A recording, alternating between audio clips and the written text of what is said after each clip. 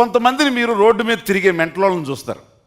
చింపిరి జుట్టుతో, బట్టలు సరిగ్గా వేసుకోకుండా, జుట్టు సరిగ్గా దూకోకుండా, ఏంటేంటో ఆలోచించుకుంటూ, ఏంటేంటో మాట్లాడుకుంటూ రోడ్డు వెంబట నడుచుకుంటూ వెళ్ళిపోయే వాళ్ళు ఉంటారు. వాళ్ళకేమైంది? వాళ్ళకన్నీ ఉన్నాయి, అవయవాలన్నీ ఉన్నాయి, కానీ బ్రెయిన్ ఏమైంది? బ్రెయిన్ ప్రాబ్లం అయింది. అది షాక్తో కానీ, డిప్రెషన్తో కానీ, ఏ విధంగానైనా ఒక షాక్కి గురైనప్పుడు ఆ బ్రెయిన్ ఎప్పుడైతే డ్యామేజ్ అవుతుందో వాళ్ళు పిచ్చోళ్ళలాగా మారిపోతారు. మీకు ఎన్ని అవయవాలు ఉన్నా, వాళ్ళ కళ్ళు బాగుంటాయి, చెవులు బాగుంటాయి, నోరు బాగుంటుంది, మాట మాట్లాడతారు, కాళ్ళు బాగుంటాయి, చేతులు బాగుంటాయి, హార్ట్ బాగుంటుంది, కిడ్నీస్ బాగుంటాయి, లివర్ బాగుంటుంది, అన్నీ బాగానే ఉంటాయి. కానీ ఏం డ్యామేజ్ అయింది?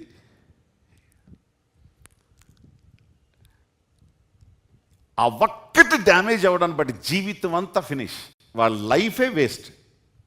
వాడు రోడ్డు వెంబట పిచ్చోళ్ళలాగా తిరుగుతూ ఉంటాడు, ఎక్కడో చచ్చిపోతారు. ఇంకా కొంతమందికి బ్లడ్ ప్రెషర్ కంట్రోల్ చేసుకోకపోతే,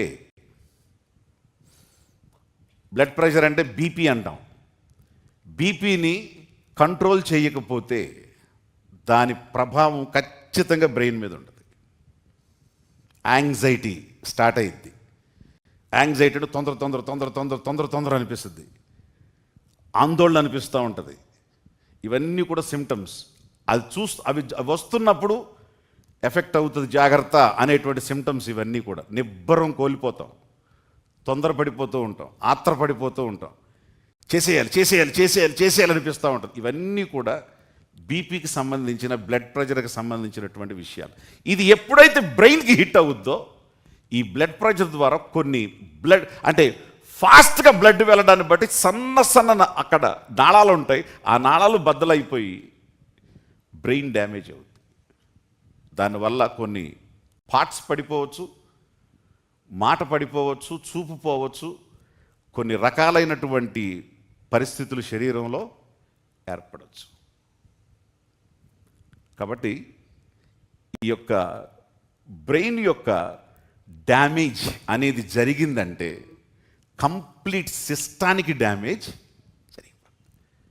ఇది ఫిజికల్గా నేను చెప్తున్నటువంటి సెకండ్ ఎక్స్ప్లెనేషన్. సో ఇప్పుడు ఫస్ట్ విషయం హెల్మెట్. యుద్ధాలకు వెళ్ళే వాళ్ళు తలకు పెట్టుకుంటారు. 2, హెల్మెట్ వల్ల ఉపయోగం. నెంబర్ 1, బ్రెయిన్ని కాపాడడానికి. ఆ బ్రెయిన్ కాపాడడంలో నెంబర్ 1 ఏమిటి? బ్రెయిన్ ఏం చేస్తుంది? కమాండ్ చేస్తుంది. నీ కమాండ్ పర్ఫెక్ట్గా ఉండాలంటే ఖచ్చితంగా నీ బ్రెయిన్ కాపాడబడాలి. 2, మెమరీ, జ్ఞాపక శక్తి కరెక్ట్గా ఉండి పనులు కరెక్ట్గా చేసుకోవాలంటే జ్ఞాపక శక్తి కరెక్ట్గా ఉండాలి అనంటే నీ బ్రెయిన్ ఏమవ్వాలి? డ్యామేజ్ అవ్వకుండా ఉండాలి. నెంబర్ 3, మూడవది, నీకు ఉన్నది యాక్టివేట్ అవ్వాలంటే, పని చేయాలి అనంటే, ఇంకా హై స్కిల్డ్గా మారాలి అనంటే నీ బ్రెయిన్ ఏం చేయాలి? సేఫ్గా ఉండాలి. అది ఉండాలంటే దానికి ఏం కావాలి? దానికి సంబంధించిన హెల్మెట్ ఖచ్చితంగా కావాలి. ఇప్పుడు మూడో కోణం కనుక, ఇప్పుడు ఈ హెల్మెట్ని దేనికి పోల్చాడు? రక్షణకు పోల్చాడు. ఈ హెల్మెట్ని రక్షణకు పోల్చాడు.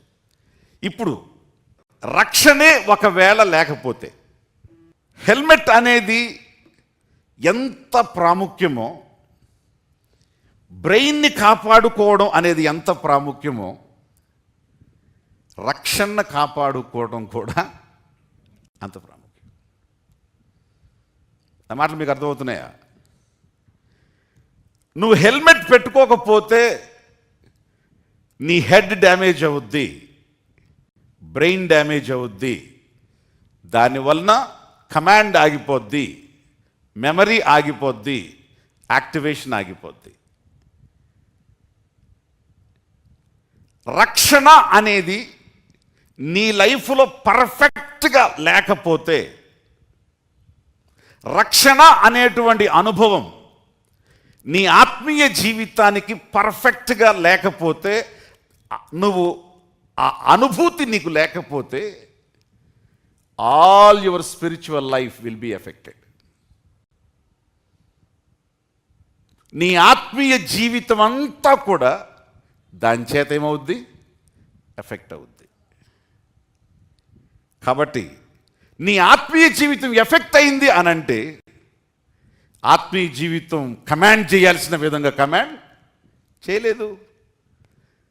సాతాన్ని ఎదురుగా వచ్చింది ఏం చేయాలి? అన్నాలా? ఏం చేయాలి?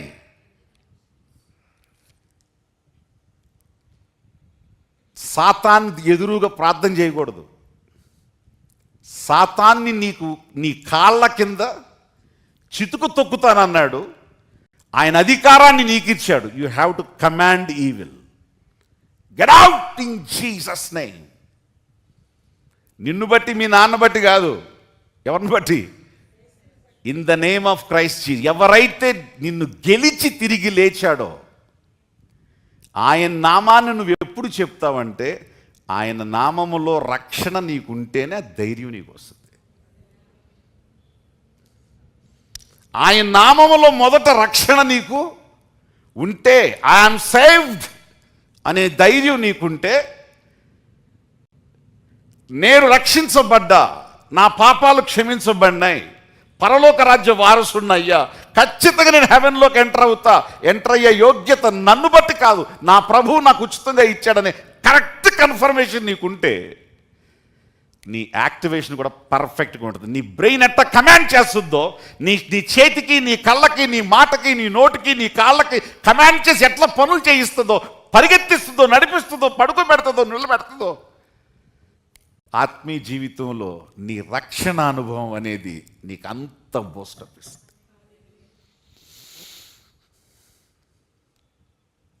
నీ రక్షణానుభవం నీకు అంత ధైర్యం ఇస్తుంది, అంత కమాండ్ ఇస్తుంది, అంతగా నిన్ను నడిపిస్తుంది. ఒక మాట జాగ్రత్త చెప్పరేయండి. సాతాన్ చేసే పని ఏంటంటే first he will damage your brain. దేవుడేమో నీ బ్రెయిన్ని ప్రొటెక్ట్ చేద్దామని చెప్పి, భద్రపరుచుదామని చెప్పి ఆయన చూస్తే, సాతాన్ చేసే పని ఏమిటంటే మొదట నీ బ్రెయిన్ ఏం చేస్తాడు? పాడు చేసి దాంట్లో ఒక పుల్ల పెట్టి వదిలేస్తాడు, అంతే, ఫినిష్గా.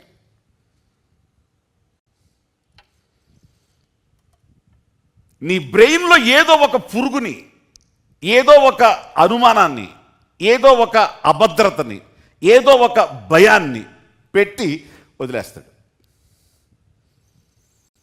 He will damage your brain. నీ బ్రెయిన్ని డ్యామేజ్ చేస్తే నీ లైఫ్ డ్యామేజ్ అయిపోయినట్టే.